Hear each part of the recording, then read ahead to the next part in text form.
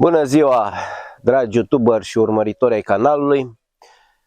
Ca să continui opera în grădina lui Lilu, am achiziționat această motosapă.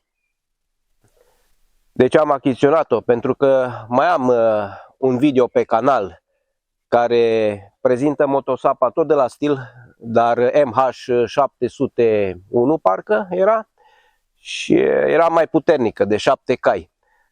Pentru mine, la ce am eu de făcut aici, este prea puternic, astfel am achiziționat această motosapă MH601 de la Stihl, care este de doar 6 cai. Am luat-o la un preț foarte bun, deoarece am și prins-o la un preț foarte bun,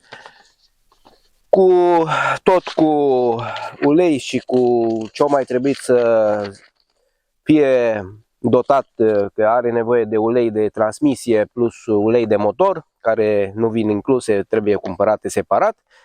A venit la un preț de 2860 de lei, în condițiile în care am găsit-o chiar la 3800 la reprezentanță, bineînțeles, la reprezentanță Stihl. Astfel, să trecem mai departe. Am spus despre prețuri. Vine cu cheie de bujii, cheie pentru alte șuruburi, manuale tehnice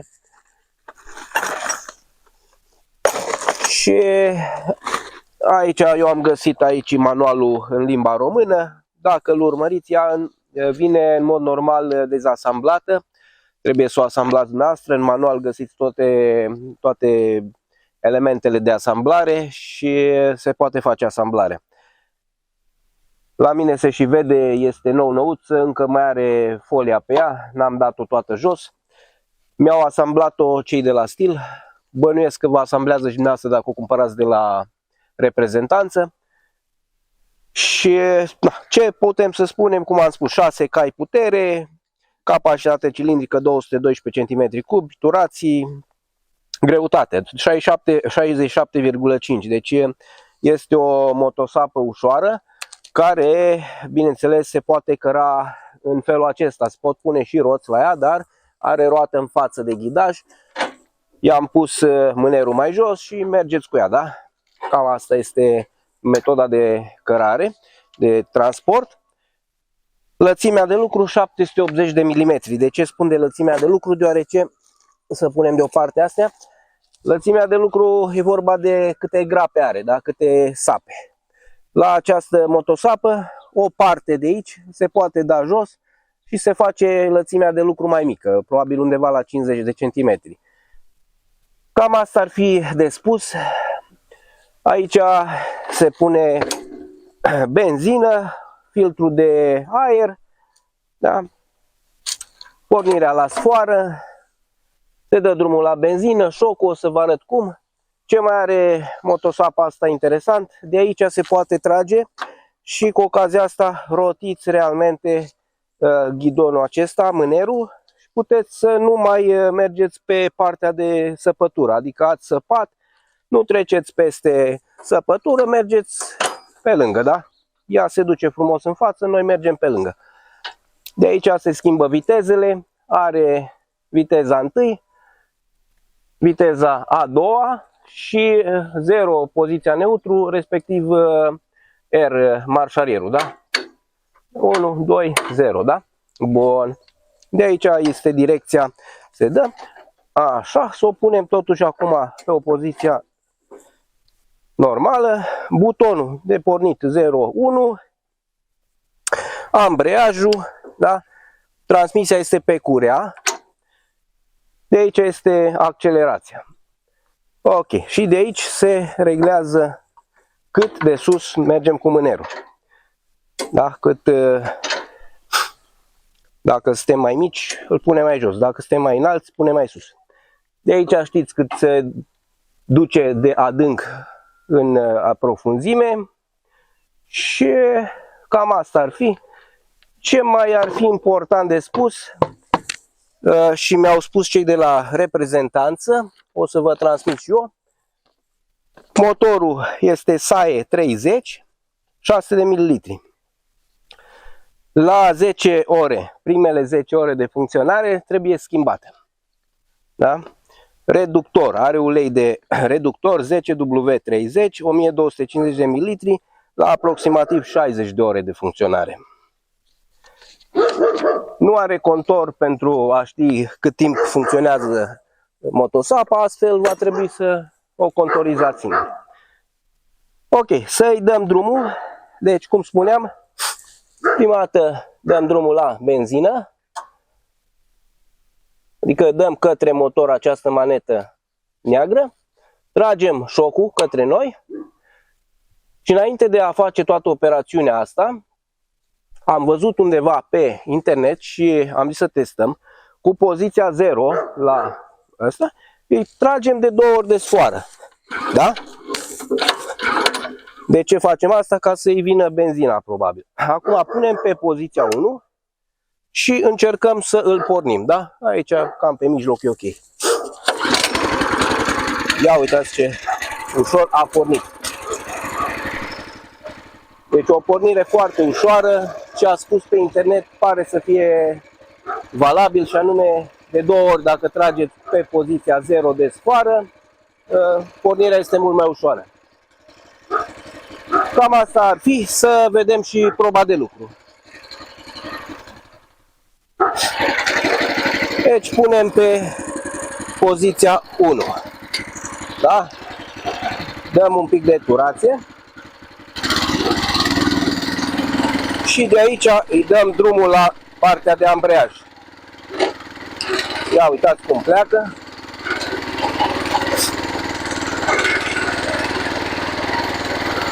Aici, în pământul acesta, eu am mai lucrat, deci nu este prima dată, cu motosapa precedentă, MH700, a fost săpat în toamnă. Acum, practic, este o nouă afânare a solului. De aceea o să punem pe poziția 2 aici.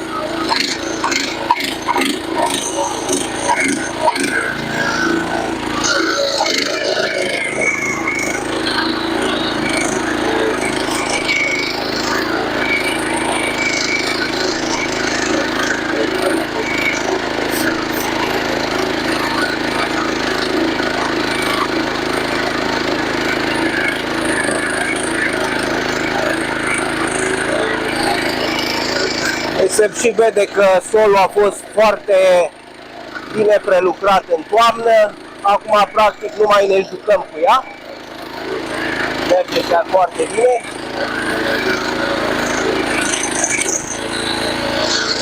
Ia să încercăm și funcția de revers. Ia uite cu invers. Asta este viteza întâi.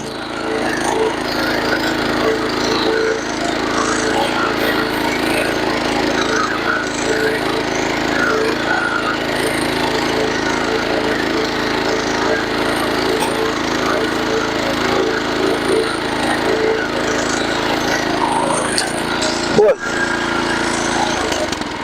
Acum să facem un mic test și într-un sol care n-a fost deloc lucrat. Sunt curios să vedem dacă reușim să intrăm un pic în el.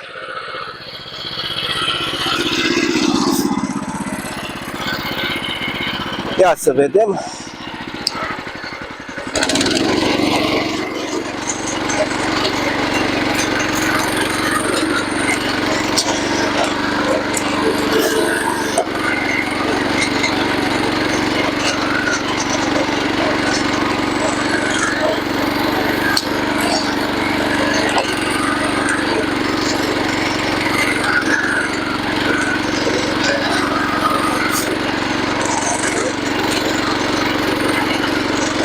Se vede că ușor, ușor intrăm, trebuie să trecem de mai multe ori, clar.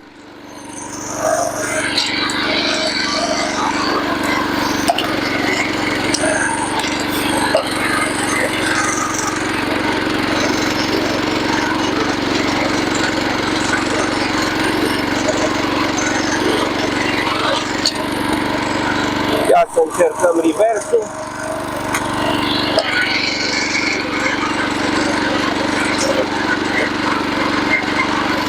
E foarte utilă treaba asta cu revers, mai ales dacă ești în seră.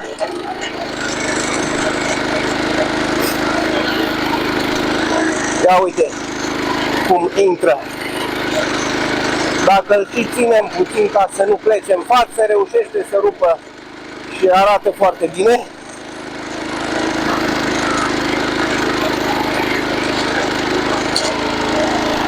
Ok. Cam asta este motosapa de la Stihl MH600 și asta este 1. Ce înseamnă 600 exact 1? Nu știu nici eu. Am văzut pe internet doar 600, ori probabil au inventat ceva, nu știu.